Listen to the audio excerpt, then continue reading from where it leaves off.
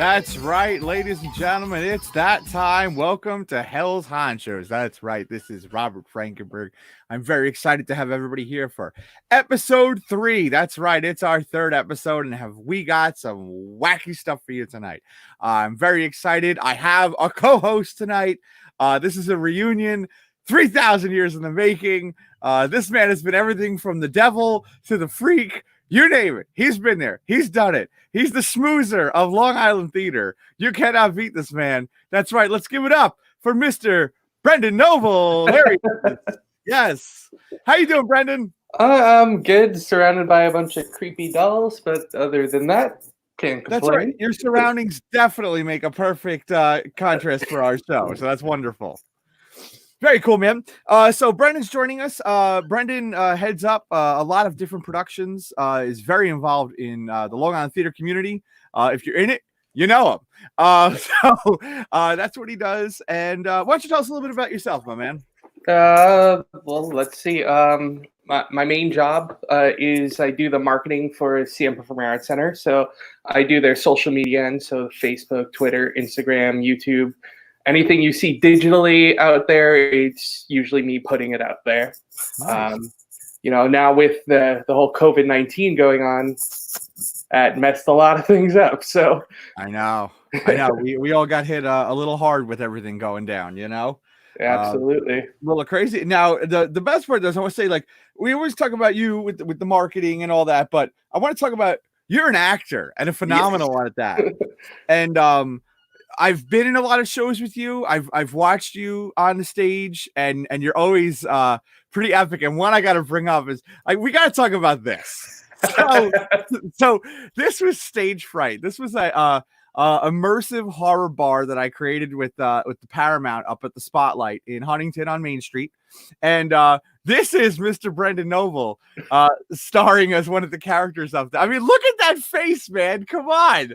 That's Mr. Debonair and a half. This is the undead James Bond we always needed.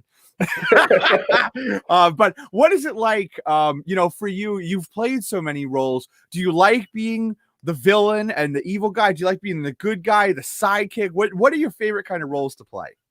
For me, I'm basically a character actor. That's my stronger suit. I like disappearing into roles. So that's why, things like Stage Fright were great. I was able to play 5-6 different roles in a night, even though they're seeing me multiple times, but I got a different mask on, or I'm doing makeup this time, or a prosthetic here.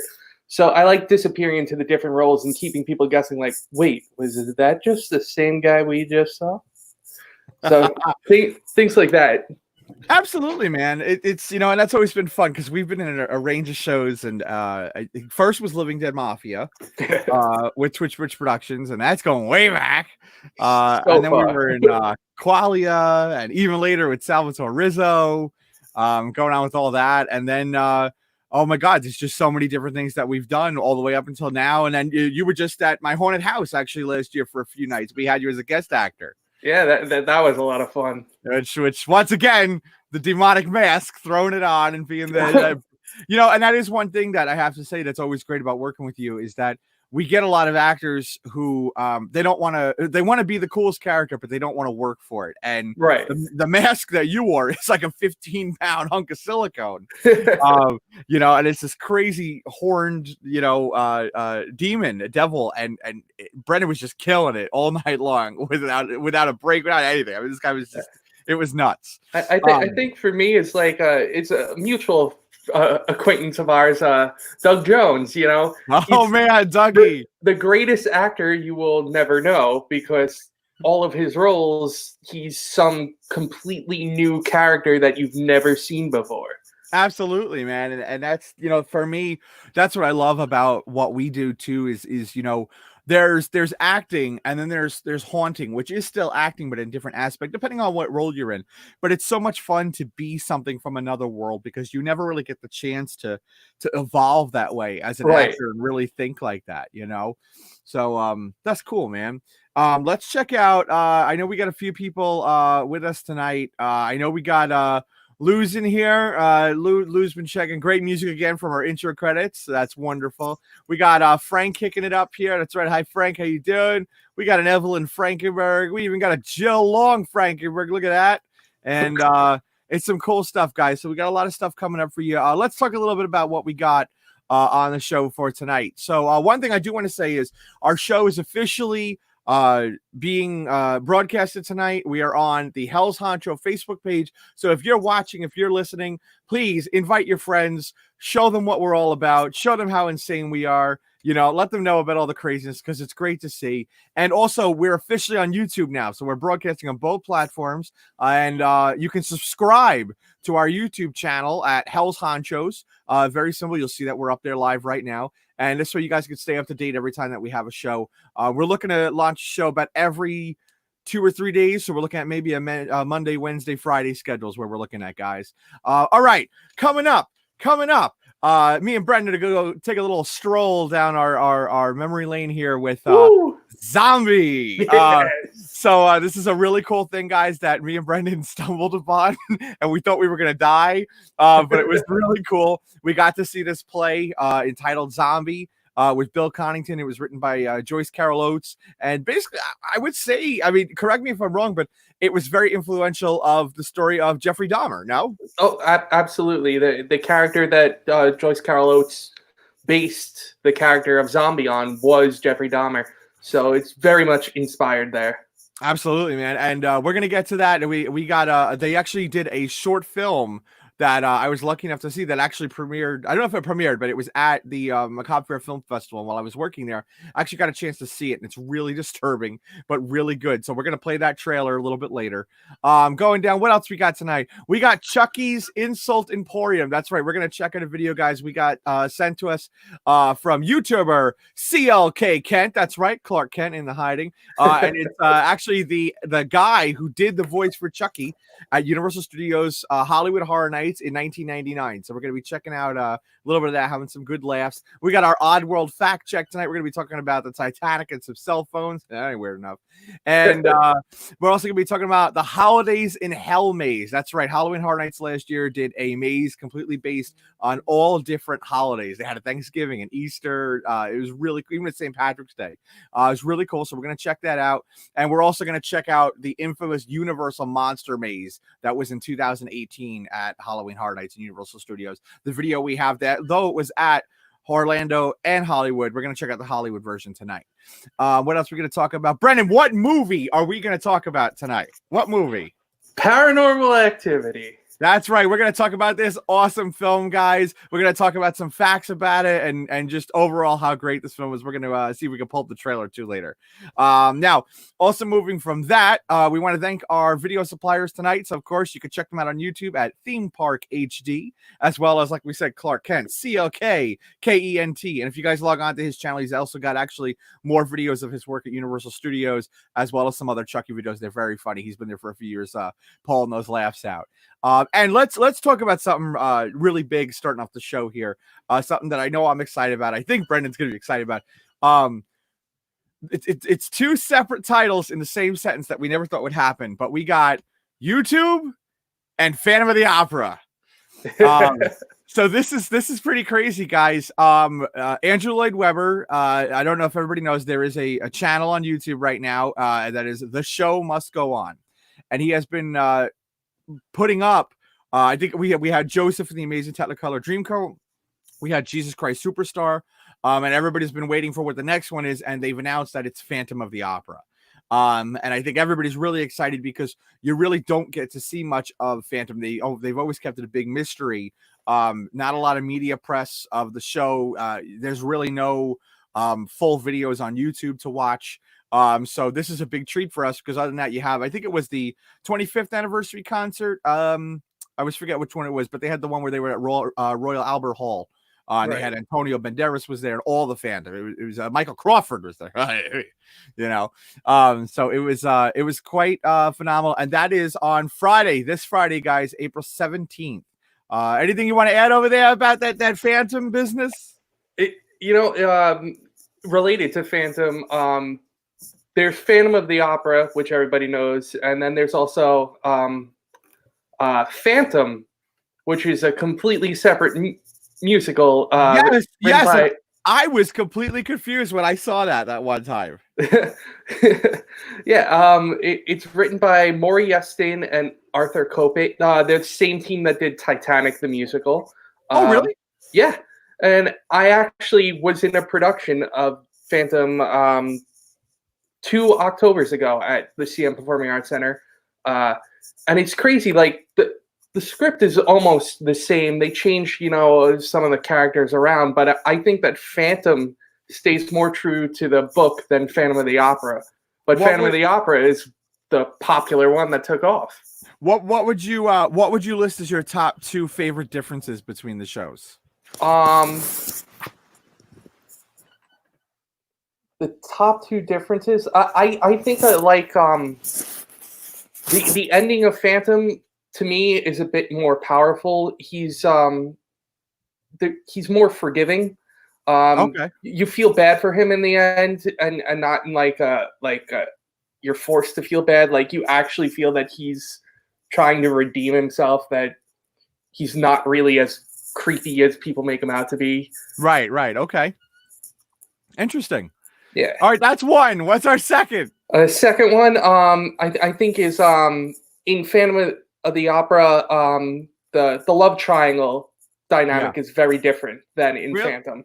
Really? Yeah. What is the difference of it compared? I still have not seen this Phantom, and I'm so curious about how its turnouts are. In Phantom, they have the Count de Chandon, Philippe, and in Phantom of the Opera, I believe it's his brother that ends up falling in love with Christine Daae, and so it's weird how, the little liberties they took here and there.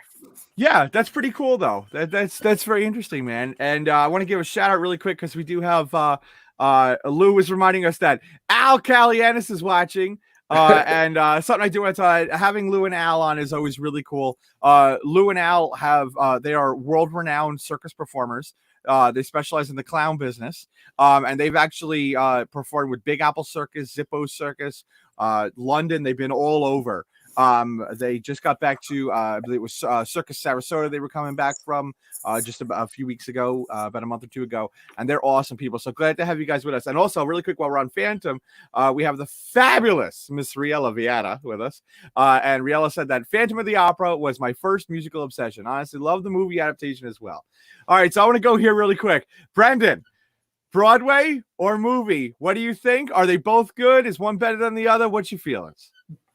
Broadway, having the live experience definitely enhances it. Sometimes you have a movie that has like an incredible cast, but it misses the mark. Right. I think for me, I did like the movie because I love the show. I've seen the show 27 times, which is ridiculous. Thank God for Tickets Under the Stairs. But the one thing that I just didn't like about the movie was in the end, spoiler alert, they showed the Phantom breaking the mirror and walking through to escape from the rioters and from the theater people.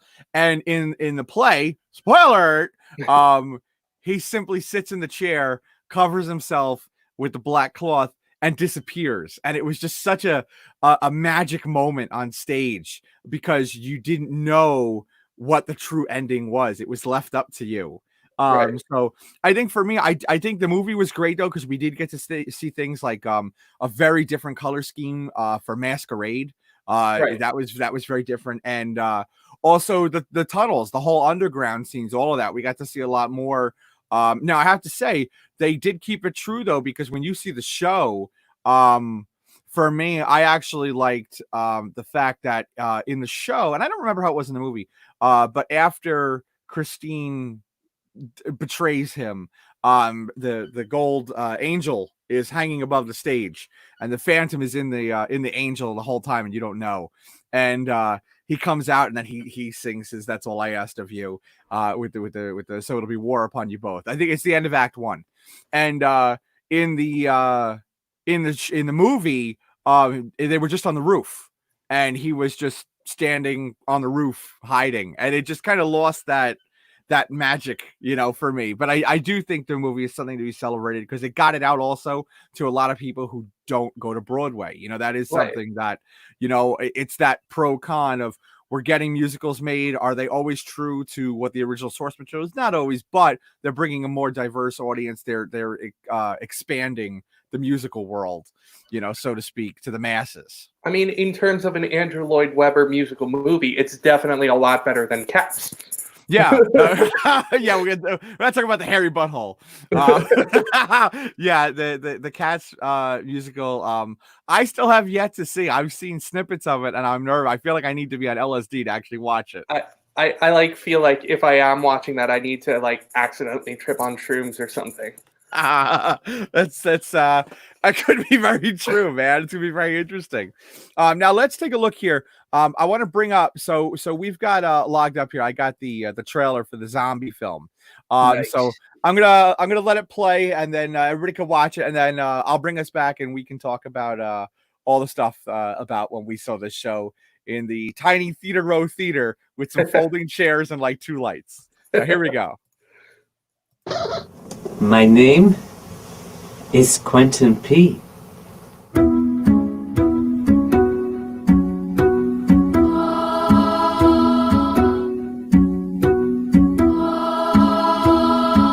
This is my new apartment on the first floor of my grandmother's old house, where she doesn't live anymore, and I am caretaker. I am turning over a new leaf, starting fresh. Starting over, because I am an admitted sex offender.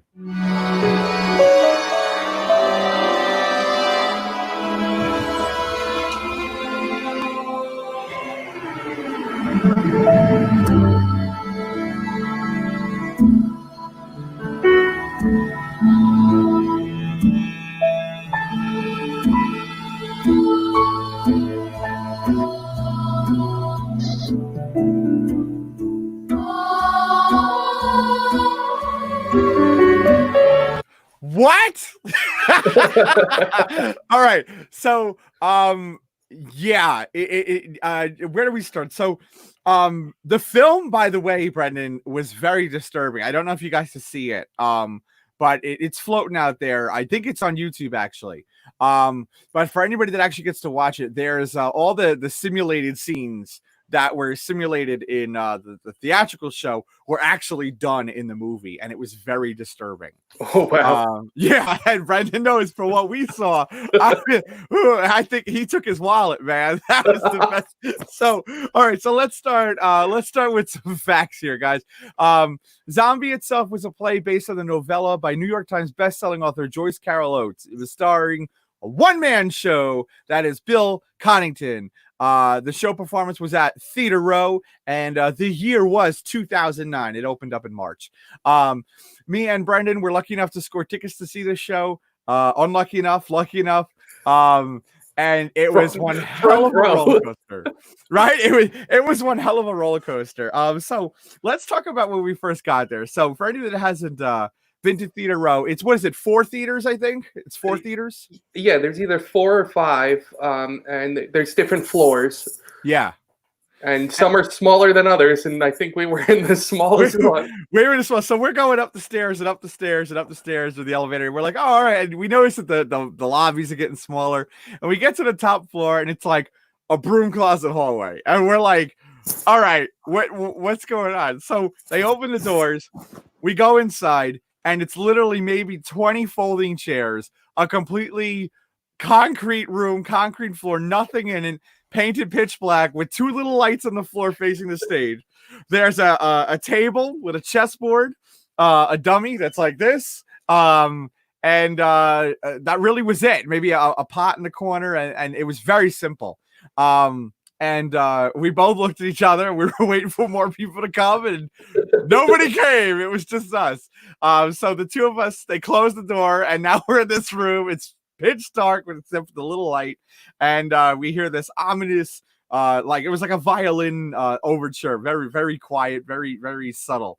And Bill Connington comes on as the character that you just saw in the movie, almost identical with the glasses and everything. And what unfolded was the biggest shock of our life.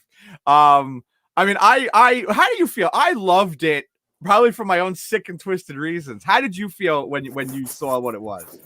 You know, like when we were walking in, I wasn't expecting a lot because it felt like we were in a closet. Like Yes. we were in the front row. There were like a couple next to us, and then maybe a couple like psych students who were there because there was a Q&A afterwards. Yes, that's right. We went on that night. And they were definitely there more to ask questions than they were to watch the play. So like it was like we were definitely the only ones there for the entertainment purpose. What happened was like crazy because as soon as he started talking, you were like sucked into the story. Like you're like, oh crap, what is happening here?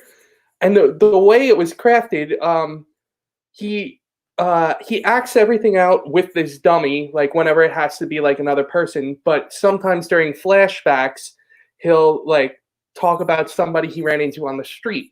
And you in the audience might end up being that person on the street. So there's this one part where he looks directly at me, sitting right next to Rob, directly at me, and he's like, and then I went up to this guy and I was like, where's your fucking wallet?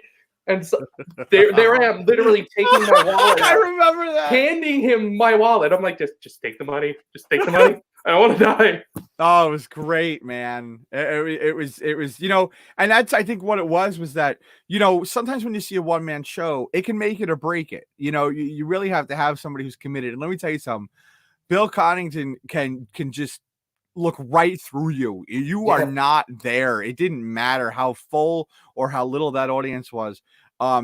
His performance. So he goes through the stages of we meet him after he's been registered as a registered sex offender, and we see his descent into madness of stealing, kidnapping people and putting a hot ice pick through their eyes, like Jeffrey Dahmer, and trying to make a sex slave, pretty much a love dummy.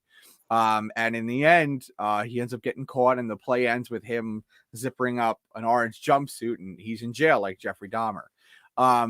It was quite the performance. It got very intense. There's one point where he's raping the dummy. And it was intense, but man, he was dedicated as can be. And I'll tell you, I was so happy we did take the chance. I think you convinced me to go because you had heard about it. Yeah, I think it was because my birthday was coming up. I think that's why we went. And that's right. Because I hadn't really, even though I've been doing theater all my life, I never saw a show on Broadway at that point. And so Rob was like, hey, let's go see a show. Let's see what's playing off Broadway. I was well, there's this. Which is crazy. How have you never seen a show up until then? You, Mr. Music Man. Literally, my first time seeing a Broadway musical was School of Rock, and that was not too long ago. That was like 2000. Yeah, I was gonna say because that wasn't too long before Beetlejuice opened because Brightman transferred over. Yeah.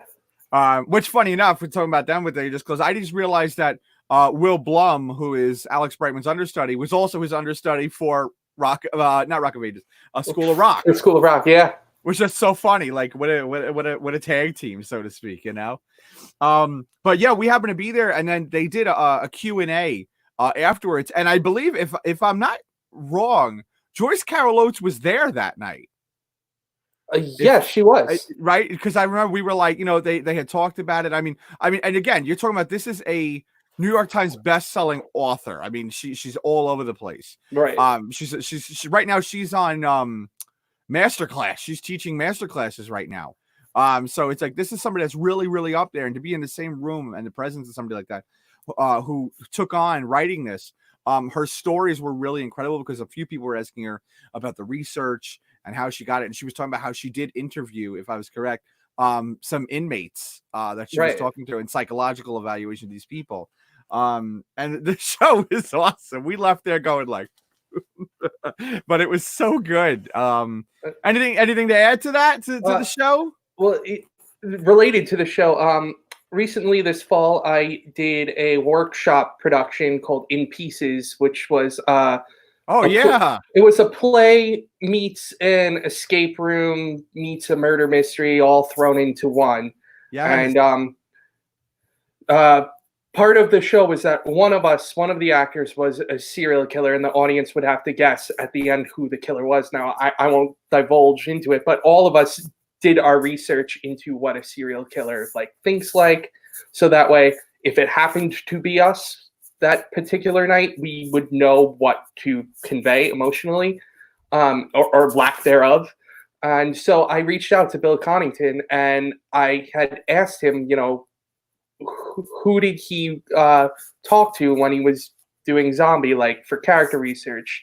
Did he speak to profilers, and who did Joyce Caroll Oats get her sources from? And he actually put me in contact with Joyce Caroll Oats, and the two of them were emailing me these FBI profilers that they worked with. Wow. And all kinds of stuff like that I got to do a deep dive and really delve into the psyche of an undetectable serial killer.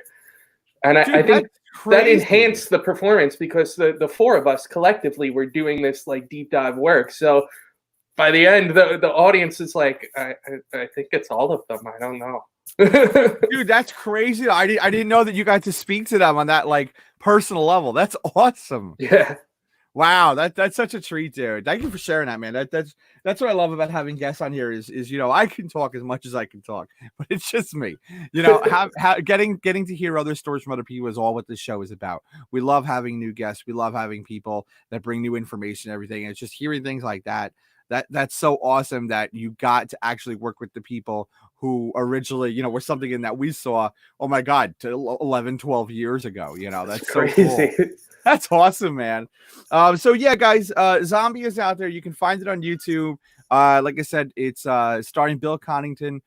Just type in Zombie and his name, and it is an incredible ride. It surely is. So we're gonna move on. And also, I do want to just take a moment to talk about In Pieces, because I got to see this awesome play in the middle of haunt season. This guy got me out one night to see this show. I got to go to a test show, actually. I think it was. Yeah, it was either our final dress or the night before the final dress. Yeah, and let me tell you something. This show, so there were 4 people in total in the show, and I believe, right? Is that correct? Yep. It always seemed like more because everybody plays multiple characters. And guys, this show was so amazing. It was so well written. And the cast was phenomenal. The cast plays multiple 2-3 characters throughout the show. And by the end, it was so cool because like Brenda was saying, it was escape room where you got to figure it out. And did I fail? Did I fail? I couldn't figure it out. It was awesome.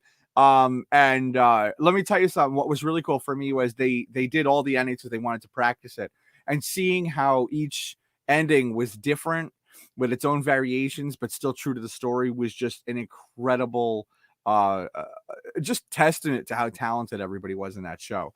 And that was, where were we there? That was Think Big Theater Arts in Patchogue. Yep. Yeah, man. If you guys get to check them out, it's an awesome place to be. So, and again, we know everybody's looking for things to do. We're all locked inside. So any chance you get to look at something new, check them out. They're on Facebook. They're all over the place. It's definitely something to give a good look at. Now, moving on from that, we got anything else for that? You're good.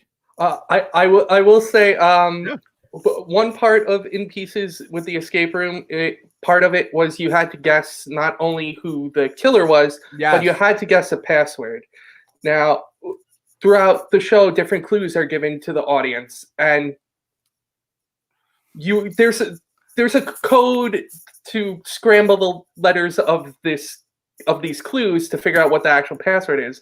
Yeah. But we didn't realize if you didn't use the code, it actually spelt something out. And so when we had Rob there, he was our first time having an audience member actually guessing a password and guessing who the killer is. And he just blurts out "Mad Cow," and we're like, where did you even get that from? And then we look behind us at the clues and we're like, oh, it does spell out "Mad Cow." Spells out "Mad Cow." Yep. That was awesome, man. It was awesome, but I was truly thankful for being able to see that show, man. I want to say thank you again to you and for I think Think Big Arts. Yep. Think Big Arts for having me down. It was really cool, and hopefully we'll see more from them. Now moving on, we're going to be moving on to something very fun. We're going to stop the chitter chatter and give you guys a really cool treat. So what we're going to be moving on is to our Chuckys Insult Emporium. So what anybody doesn't know, usually every year they have this little section quarantined off. And actually the year we went, 2018, me and Wally went for our honeymoon, and it was really cool. They actually had Chucky's like toy box, and they had all these different they had a barrel of monkeys they were drowning somebody in. They had all these different, but one of the coolest thing was they actually had oh my god, what do you call somebody who's missing a limb? An amputee? Thank you. They had an amputee who was missing her right arm playing a disfigured ballerina. And it was really cool because she was balancing and it just looked off. It was just wrong. It was just wrong, but it was really cool. But every year, so they have something themed out with Chucky usually. And the Chucky's Insult Emporium was where people could sit and walk around. It was usually up on a balcony. Sometimes they've done a little show box, and it's an actor behind the scenes, and it's just a comedy routine. And I'll tell you guys, some of the stuff that this guy comes out with is just funny shit. So we're gonna take a break. We're gonna bring you guys a little bit of Chucky's Insult Emporium, and we'll be right back. Me and Mr. Noble. All right. Yeah!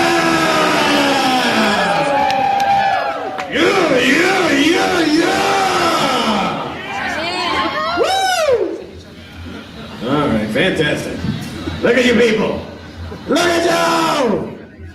You suck! Woo! And she does really well. Man, how you people doing? Yeah, fantastic. You see the Undertaker? He sucks? He kicked your butt.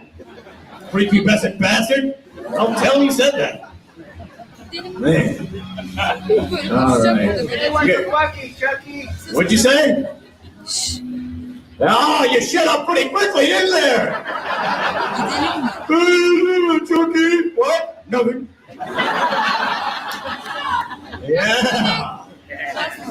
I was better in the first movie? Hey, at least I got a movie to complain about, buddy. What do you do, sweep or mop?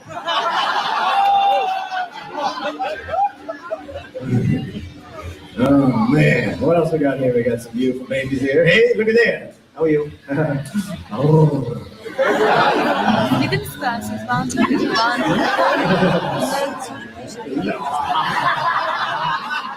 You know you want me. You, the one sitting down. How are you, baby? You okay? That's not your boyfriend, is it? That ugly bastard? Oh, don't kiss him. Now I'm not going to be able to touch those lips. Disease-ridden boy. That's fantastic. What about Tiffany? She's in the back recouping, if you know what I mean. Yeah. You lucky bastard. The only reason she's with you is because she's too lazy to commit suicide, buddy. Yeah, she's hiding her hands in her head in her hands now. Oh, no. Yeah, you know it's right, baby. Yeah, you better hold on to her tight because you know the instant you let go, she's off to get a little piece of the chuck. Oh. What'd you say, lady? Suck you beautiful. I don't think anyone can suck you beautiful. It would take a lot of liposuction to do that.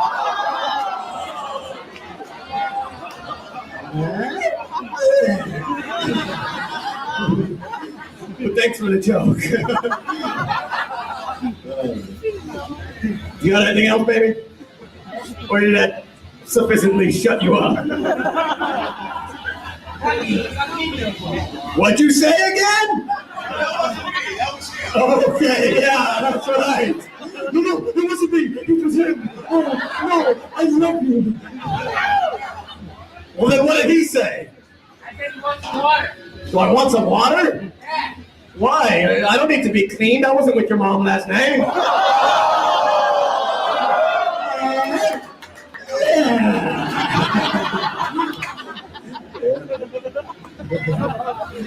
Let's see. Hey, Chucky! What? Why you damn psycho? Why? This is what I hear. Hey, Chucky! Yeah. What about this cycle? And you're in the front, dude!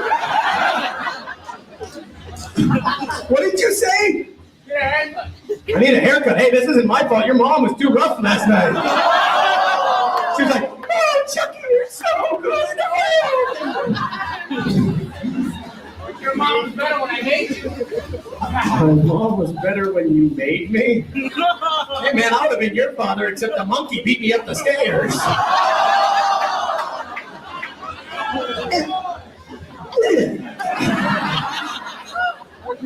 Come on. Gotta get off the good ones because I'm sure we're coming up with a lot of bad ones. All right, let's see what else we got. Fucking right, Chucky. Dude, I just said that like 2 minutes. Yeah, dude. So this guy's been cranking it for a long time. And I'll tell you, man, I've watched this routine. There's multiple years that he's on from there. But that one particular video has me dying every freaking time. It's freaking great. You know, what'd you think? Oh, I was just saying in our separate chat that I think Chucky meets Deadpool would be an hysterical concept to watch. Yes, man. Yeah. So yeah, it's freaking. Let me tell you something, dude. The first time I saw that, I was fucking dying. That'd be interesting. A little Chucky Deadpool crossover. That'd be very interesting, man. Fun banter. Right? Yes, it would. And speaking of banter, we're going to go to our discussion today. So this is the Odd World Fact Check. All things odd or abnormal that happened on this day throughout history. And we will have sound effects next time for this segment. Number one, we talked about last night that the Titanic hit an iceberg. I believe it was about 11 o'clock. Well, today, number one fact, Titanic sinks at 2:27 a.m. with a loss of 1,635 passengers. Somebody wasn't watching very clearly. There goes the iceberg and the door. 2 people could fit, but we're not getting in that argument. Let's see here. Oh, Lou, hold on. I'm going to go really back really quick. That Lou wrote about the Chucky. I like that the keeping score tags. Yeah, he's got a good thing. And Riella, this was part of Halloween Horror Nights. So yes, you pay to get in. They transform the park at night with multiple haunted houses, but this is part of their surroundings. They have all different shows that you can go see. And it's really really crazy. We actually when me and Wally went, they had the Academy of Villains dance show, which was actually out of control. It was in the Fear Factor Stadium where Bill and Ted used to be, and it was incredible. And also, second quick fact, jumping back to Oddworld, is today the first telephone was installed in Boston Somerville in Massachusetts on this date in history. So there we go. That's it. So now this is going to be a fun one. We're going to go to the Holidayz in Hell video. This was from Halloween Horror Nights 2019 last year over at Universal Studios Hollywood. And we're gonna leave the audio out on this one because I love doing critiques sometimes. So me and Brendan are gonna watch this one with you guys, and we're gonna laugh a little because there's some shit in here that's definitely very interesting. So let's pull it up. I'm gonna cut the audio. We'll leave it on a little bit, and here we go. Hold on 1 second. There we go. All right, we'll leave it like that. You can hear me clear? I can hear you. All right. So here we go. We're waiting in line. This is interesting. I'm liking a Happy New Year. If you look at the skull up top and the clock, pretty cool. Very interesting. Right by Mel's Diner over there, you can see. All right, here we go. So what's our first? Okay, we're New Year's. New Year's. Is that a person? Yes, it is. I kind of like this. What do we? Oh, nursery. If there's a fat man in a diaper, I'm gonna freak. I see babies. Oh, what do we got? Oh, we got the nurse. I'll take that. The nurse was good. Oh, there was somebody on the right side of the room. Setting his suit. Oh, where are we now, Brendan? Tunnel of Love. Tunnel of Love. Looks very lovely. Let's see. What do we get with the Tunnel of Love? There got to be some kind of like demon or killer swan or devil. Oh, we got devil. We got devil. There we go. There we go. All right. We're still in love. That's kind of cool. I like that. Oh, it's a body double. I like that. I like the hearts on the walls. Oh, that was nice. We got cut up. I like those hearts. I thought that said nut up. My mistake. Now we're on to St. Patrick's Day. St. Oh, Patrick's Day. What do we please got? be a bunch of little people. I know. I see. We got the classic leprechaun, and then we got black wolves. All right, where we got? Where we going? Oh, we're still in St. Patrick's Day. All right, we're in the classic times now. We're in the Celtic days. All right. Oh, that's kind of cool. I got like a little like witch's shack, I guess. And something that's supposed to be there. Oh, Easter, man. We are going for Easter. Oh, look at eggs. I like the eggs. I heard a chicken. Oh, that's kind of cool. The bunny. I like those bodies look like they're from Ghost Ride. I like that. 4th of July. 4th of July. Better have somebody with like something like an arm blown off or something. So Uncle Sam. Yes! He's just like, what happened, man? What happened? This is pretty cool. All right, we got Halloween. I'm gonna say Halloween, right?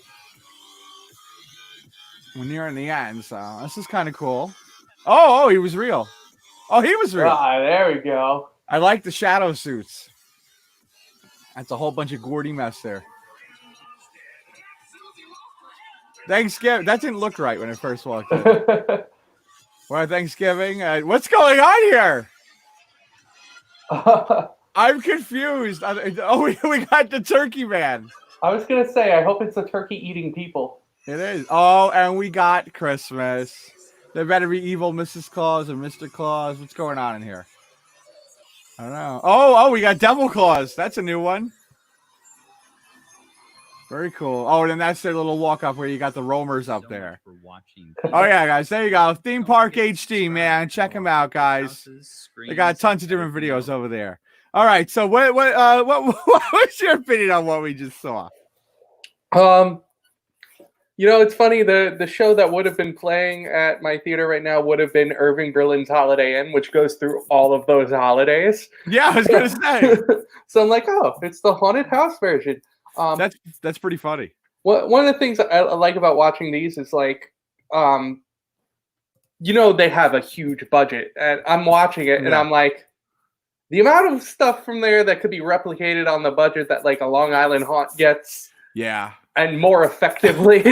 Well, what's interesting was from the times that I've been down there, I tend to find that some of their haunted houses are ridiculously detailed, and some of their haunted houses you can tell. I guess that's kind of where the quicker built ones were. And case in point was like when we went to you've seen the movie Trick or Treat? Yes. When we went to the Trick or Treat haunted house when we were there, they actually recreated the school bus jumping off the cliff scene. And when you actually walked into the scene, it was actually like a 20 by 40 foot scene, mud everywhere. And it was actually acrylic. So you couldn't get wet, but it looked like you did as you were walking. And they actually had a 24-foot bus stuck straight up in the mud. It was nuts. Like, and that's what I mean. Like, there are some things that are as detailed and crazy, and there are some ones that you're definitely kind of like, I see what you did there. So it's definitely a little interesting. And let's see here. And then see, like Lou wrote here. See, now this is interesting. Lou wrote lots of people coming out of curtains, which I thought was a waste. Now, I know why Lou says that, because when we do our shows, we try to mix it up. We have gross out scares where you walk in a room, the person's there, guts, intestines, whatever, and it's just a visual. You have thematic scares where we have a specific skit that's going on in a room, and then you have your jump out scares. We have a nice combination of all of them. And for this particular haunted house at Universal, I do gotta say I was a little disappointed because it was all just jump out scares. There was, and like I said, even with the leprechaun one, it looked like we were missing a scare. There was a balcony there. Right. And nobody was there. So that's kind of interesting. But good point, Lou. What do you think about that, Brendan? What's your take on that? Yeah, no, I agree. I thought there were a lot of the same similar scare in each room. It's like, oh, pop out of a curtain. We just saw this before. It's just a different holiday. I know. It was a little interesting there. There wasn't as many animatronics as I thought there would be. Yeah, no, they tend to Universal Studios doesn't tend to have a lot of animatronics. I've actually always been very surprised by that.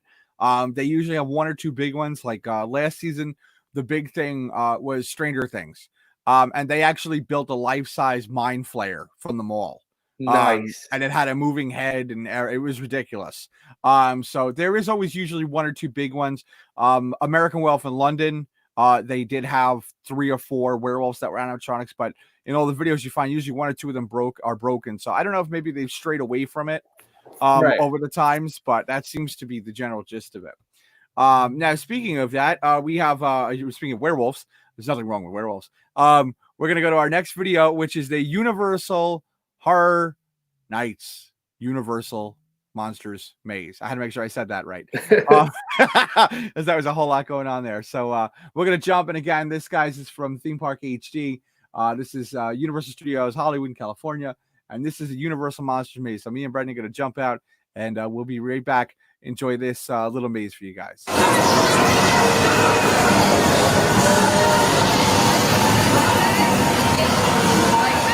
From the gallows anywhere. You have created a monster and will destroy you.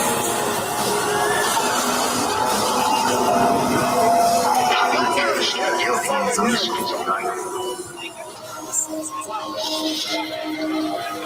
There's death is sacred, and I will protect it. There are far worse things awaiting them. Is pure heart by day. He sings his prayers at night. May be clear wash away dangers. His bright.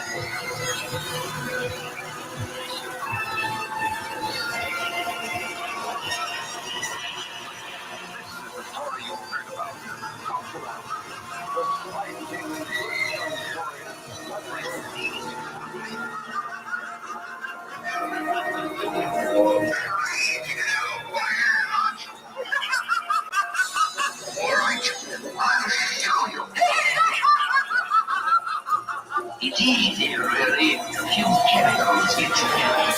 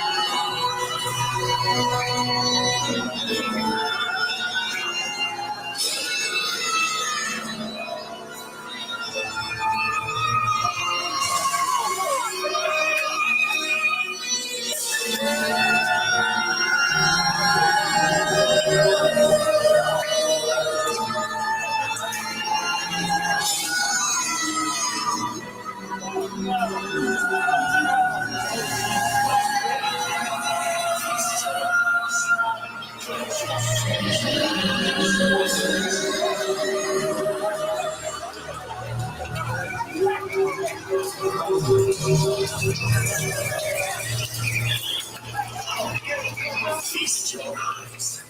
Plunge your souls on my accursed ugliness.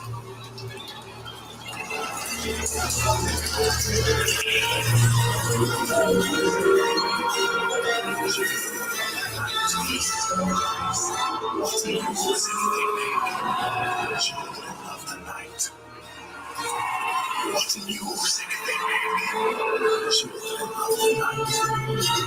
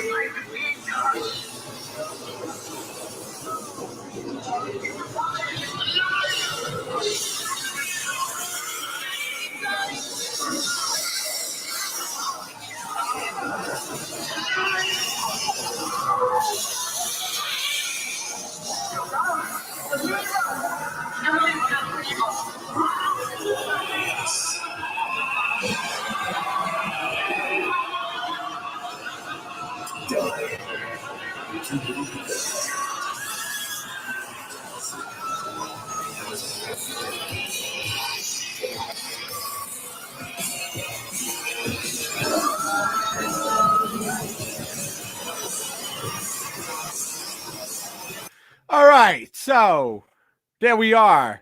That was Universal Monsters Maze at Universal Hollywood. Very interesting maze. Not one of my favorites, I actually have to say. I think there was a lot in there that could have been done a little bit better. As Lou wrote, actually, lots of walking, nothing happening. Yeah. I would agree. And there was also a lot of really amazing sets. But I feel like I could have sworn, and I'm gonna do a no that I normally don't do, but I'm gonna go back here, because if I was correct in those beautiful laboratory moments, and here we are, we're gonna bring it up here. When you're looking, that is a cardboard box in the back, if I'm not correct. And I don't know that I'm feeling that that's universal quality right there. But hey, to each his own, whatever. They do a great job. But what did you think about that one? It reminds me of the whole dark universe that they tried to set up, where it could have been a lot more than it was. Yeah, I know. We're not going to talk about the mummy. Yeah, it was definitely an interesting one. And then, actually, Al just brought up, Al's watching with Lou here, and Al brought up a great point. It might as well have been a waxwork museum. Yeah, very much agree with that. There really wasn't much going on, Al. That's a really good observational point. They try. But the other thing, too, that I also noticed was, and this isn't usual, that haunted house was very mask driven. Right. A lot of times they have these incredible makeups, and I felt like this really lacked in that department. I felt like I saw a lot of there was almost like an Igor type character in the Mummy. And it looked like it was wearing a very cheap Party City mask. It wasn't really too pleasing. I do want to go back, by the way, to our last haunted house, which was the Holidayz in Hell one, because Riella is watching with us, and she brought up a great point about how it seems that they blew all their money on Valentine's Day.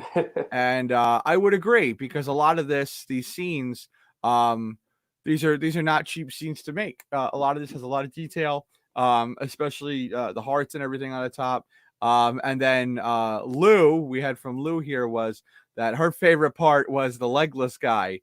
And I do have to say that guy gave me he was a good laugh. And we actually got him right here. This guy was very funny. And she said doing his Ace Ventura impersonation. So it's it's good stuff there, but yeah, it's been a lot of fun reviewing these haunts. We always love that. We love having everybody on here as well. And coming up now, we're gonna get to actually a special part. One thing I do want to do really quick, guys, if you are watching, we always like to give a shout out to all of our YouTube providers, our video providers. And again, tonight we had some from youtube.com/themeparkhd, and also our Chucky videos, which were from Clark Kent, CLK Kent. And again, guys, make sure you check him out. He's really cool. Like I said, he's got more videos on there of his work from Universal Studios. Now, before we do move on to our movie for the night, I want to talk about something really special. B-Nose, let's talk a little bit about what's going on over at Creative Ministries. What do we got going on over there, my friend? Well, like everywhere else, we're shut down, especially entertainment venues. If you were under 500 maximum occupancy, they divided it in half.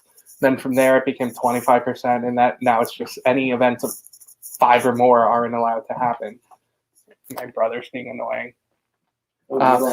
Yes, I'm live. That's my brother. Sorry. We always say it's interactive. It's live shows. So in the meantime, while we're closed down, we still have bills to pay, and that's adding up. So we have an emergency GoFundMe campaign. Our goal is $50,000. That's how much we're losing by not being able to perform our shows every weekend. But in the meantime, we are providing free virtual entertainment. So tomorrow night at 7:30 on our Facebook and our YouTube, we have CM Spotlight, which is a virtual speaker series where our host interviews people who were from our organization and have gone on to work professionally in the theater world and beyond. That's really cool. On stage and off. This week, he'll be chatting with Patrick Grossman, who's our artistic director at the theater, along with some cast members from Holiday Inn, which would have been running right now. Next Thursday, he'll be interviewing Sonny Palladino, who's a Broadway conductor, musical director, and orchestrator. He recently worked on getting the band back together, which was a total fun show.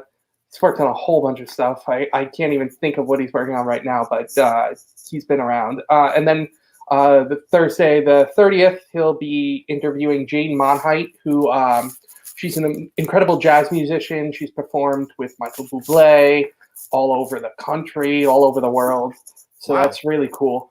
And we provide things like that for free for people to have entertainment in their own homes. So we try to collect some money along the way through our GoFundMe campaign. On Friday nights at 8 o'clock, we have CM Live, which is a virtual cabaret series. Last week we premiered it. The theme was on the radio, so they were all songs you hear on the radio. This week is going to be Broadway Miscast, and it's hosted by U.S. Comics John Rivera. John Rivera has performed all across Long Island, but him, his brother Charlie, and a few others from the Long Island theater world have their own comic book company called U.S. Comics. So awesome. He'll be hosting, which is pretty cool. I'm excited for that. Very cool, man. And where can people go to donate to the cause? Where can we help out? The most direct way, if you go to cmpac.com/donate and click on the link that'll show up, that'll take you to our GoFundMe page, and you can donate there. It's on our regular website. It's all over our Facebook, Instagram, you name it. It's out there. Awesome, man. No, that's really cool. I'm really glad we got that information, guys. And definitely, always remember, donate to the arts, guys, because as everybody's seen, it's become more essential in our lives. So if you get a chance, please visit cmpac.com/donate, chip in. We got those stimulus checks. Make them count. Donate them. And truthfully, on that note, I have actually seen a lot of people. One particular person that works for my haunted house, Alex Brinkworth. Alex put up the other day that they got their stimulus check and they were donating it to multiple businesses and places that could use it. So go, Alex. That's awesome. Nice. All right. So now we're gonna go to it because it's that time, and I know Brendan's been waiting for it because we're going for paranormal activity. That's right. So guys, Paranormal Activity premiered in 2009. It's 11 years old. I feel like it was yesterday when this phenomena hit the world. So crazy. And it's directed by Oren Peli, who went on. He was actually the producer for all the Paranormal Activity films, as well as Insidious, Lords of Salem, the Chernobyl Diaries. He was also a writer on a few of those as well. The movie was filmed in 1 week. 1 week! On a budget of $15,000 and grossed more than $193 million. Brendan, why did you pick this film? I know you have a connection here. Yeah. So way back in 2008, or yeah, it had to have been 2008 since it came out in 2009. I had gotten an email from a friend who was working on Paranormal Activity. It had such a small crew involved with it, but the way that they wanted to market this film was as an indie film, a found footage type horror movie, without people really knowing that it had a full studio backing. So they only had an X amount of budget because on paper they had to show it that way. So in order for it to get to play in movie theaters across the country, they had to start sort of like a grassroots marketing campaign where the people involved in the film were reaching out to people and be like, hey, can you donate $5? And for $5, you'll get your name in the credits. If you donate $25, we'll give you this. If you donate $100, we'll give you... So this was before like GoFundMe and Indiegogo and all of those types of... mass fundraising campaigns were around. Yeah. They were doing this way back then to get this movie into the movie theaters. So that's why if you have the DVD of Paranormal Activity, the first one, and you watch the credits, it's about like a good 3 minutes of like tiny letters of just names from everybody who donated to this campaign. And my name is in there. Really? Yep. Dude, that's incredible. That's awesome to see, man. That I didn't know you had that connection to the film. That's really cool. Yeah, and I just thought it was clever the way they strategized it that way. They're like, if we make this seem like it's not as big of a production behind it, and people watch it, they're going to be more impressed with it than if, they're like, oh, here's Steven Spielberg's next film. Right. That was it. And I think that's really cool. A lot of people don't know that Steven Spielberg was involved in the making of this film. Right.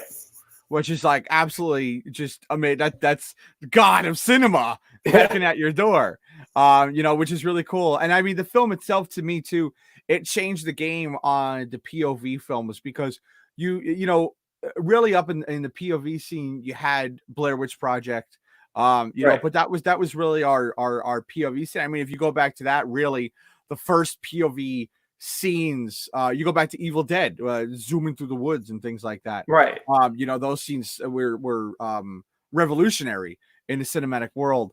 And for me, this is just one of those films that I could watch over and over and over and over and over because it's just that good. It absolutely is. Anything else you want to say before we watch the trailer? Because the trailer is really cool. I forget which Paranormal Activity it was, but you and I had gone to like the premiere of one of them, like after a rehearsal or something. I want to say might have been the third one. Yeah, it was the one where there was like a cult, right? Yeah, because she opened the door and there were all these people, and my first reaction, because like I don't do the whole ghost thing, and I saw that and I was like, motherfucker! I was like, no, I wasn't feeling it. It was creepy as fuck.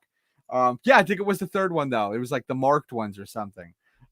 There's so many of them now, I lose track. But ladies and gentlemen, this is Paranormal Activity. We're gonna bring up the trailer now. We hope you enjoy this as much as we do, and take it away.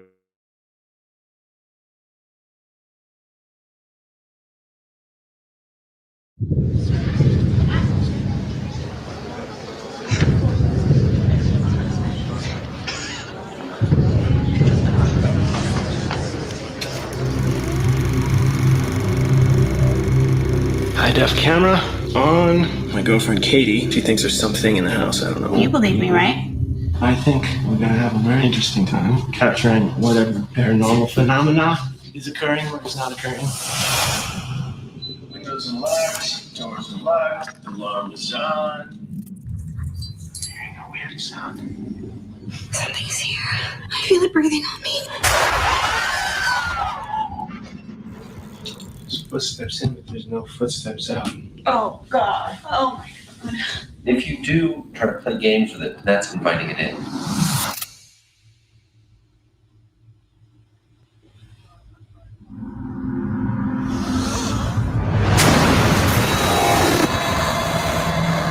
Jeez, looks like something bit you. It's not the house. It's me. You cannot run from this. It will follow you.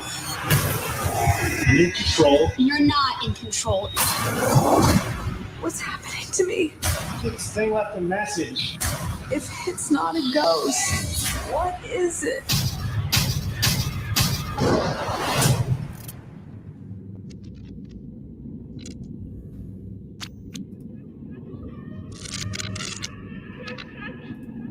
And that was it, guys. That was Paranormal Activity. That's right. And again, you could see how, like Brendan was saying, their marketing was just spot on ridiculous. That trailer was enough to hype up even the most non-believer. I do have to give a funny shout out here because all right. So we got Riella who said that gave me goosies.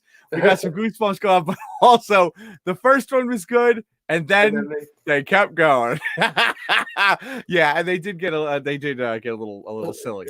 That's also why I thought the first one was done so smartly, with the fact that everybody went into it with the mentality that this was a low budget film, and so you didn't have this expectation of it being so fantastic. So that way you were like, wow, and it was more of it was less of just a movie than it was an experience. It was about watching it, seeing the people react next to you too.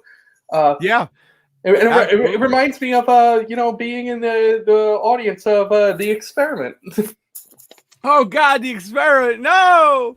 Yeah, The Experiment was quite the show. I think it's funny. I've been working with Schmitz Farms a little bit the past few weeks, believe it or not, and with Scott and Joey, and they're all getting ready and everything, and we're getting ready, and we've just been chatting back and forth about plans and stuff. And it's funny because we were just talking about the memories that, and I said how I still have all the old footage. So maybe we'll come on here, you and me will do a commentary on all the old footage that we still have, of everybody screaming and running all over the place, and mops that smelled like piss and shit and craziness, squirting people with water in the eye. It was a good time. But yeah, guys, so that's our show. Now, we always like to do this at the end of the show. We got everybody watching. Guys, if you got any questions, are there any topics that you want to see on future shows, or any topics you want to talk about right now? I know we got everything going on with the pandemic that's going on. We got entertainers and all that. We got all this stuff. And Lou actually had written also, by the way, that this goes back to the days of the gimmick movies. So, you talk about the William Castle effects, Emergovision, the Tingler. For anybody that doesn't know, House on Haunted Hill, they used to do it, and they used to ship skeletons on a wire to movie theaters, and at the point where the skeleton would come out of the acid bath, the skeleton would go across the top of the movie theater on a line. It was actually really cool gimmick. And me and Al were actually just talking about the Tingler the other day, how they used to put buzzers underneath the seats.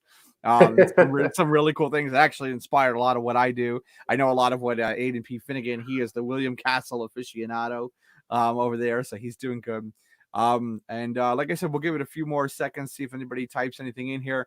While we do that, I do want to say, remember, guys, if you like the show, if you had a good time, invite your friends to our Facebook page. It's Hell's Honchos. And also remember, if you want to get those updates, click follow. You can also watch us on YouTube. We're on YouTube, baby. We're on YouTube. You can click subscribe, that big old red button, on Hell's Honchos as well. And also, let's give a quick shout out as well to our video suppliers for tonight, guys. That's right. So just to recap, we had Theme Park HD as well as CLK Kent, who gave us some stuff clicking on tonight. And don't forget, guys, it's Wednesday. If you forgot, it's Wednesday. I know everybody's all a little crazy about this, but just so you guys know, we want to remind everybody that Friday is that the show must go on YouTube channel. Phantom of the Opera, guys. You're not gonna want to miss this. I heard Sierra Bodges is in it. And Guess it's so. supposed to be Sierra Bodges, and I believe it was Ramen Kalu. I can never say his name correctly. Oh, nice. But yeah, that's an all-star cast. So that's going to be really cool to see, guys. So make sure you check that out. And other than that, let's see. Hold on, we have a comment here. I said doo-doo. I did say doo-doo. With that being said, Brendan, you got anything else you want to add, my friend? I know this has been great. You know, it's nice to actually like talk and not just to myself in my room or these creepy dolls behind me. Right, right. That is awesome. And actually, you know what? There is one other thing that I do want to share with everybody. Let me just pull it up here so everybody can see this. Hold on one moment. So really quick, guys, just so you know, I work with a phenomenal group of entertainers, producers, directors, fellow actors. I'm always involved in different things. And one thing I do want to give a shout out, if there's anybody watching, guys, you know, anybody that's got kids, you know, anybody that's got anything going on, make sure that you check out Circus Ronaldo, guys. If you go on their Facebook page, you want to check out Circus Ronaldo, Little Lou and the Remarkable Ronaldo.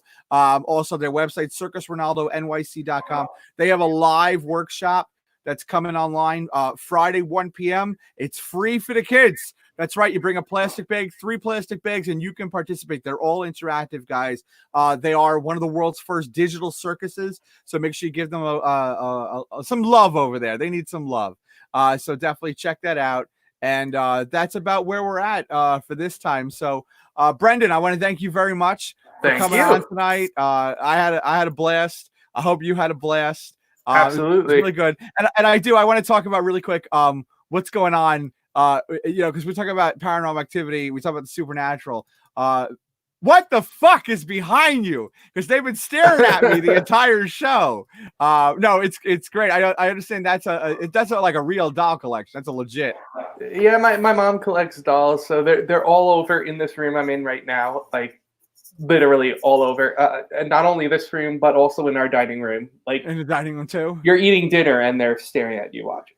Well, I'll have to say it is pretty cool, though. I'm not gonna lie. And just a quick reminder, guys, that this is the same gentleman you're speaking to. Awesome man of many talents. B-Nobes, I'll check in with you later. I'm gonna say goodnight to you and say goodnight to our folks and thank them for listening. So thank you very much for being on, brother. Thanks for having me. You got it, man. All right, folks. So like you've seen, this is Hell's Honchos. We're really excited to be bringing this to you. Again, this was a product that was born in necessity to keep the crazy folks insane. We know you're up late. This gives you something a little creepy to watch. And welcome to the ride.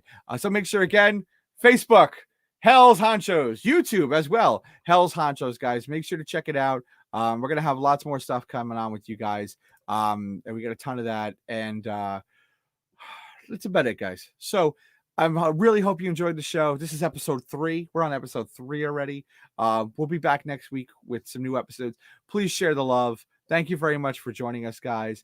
And once again, this is Hell's Honchos.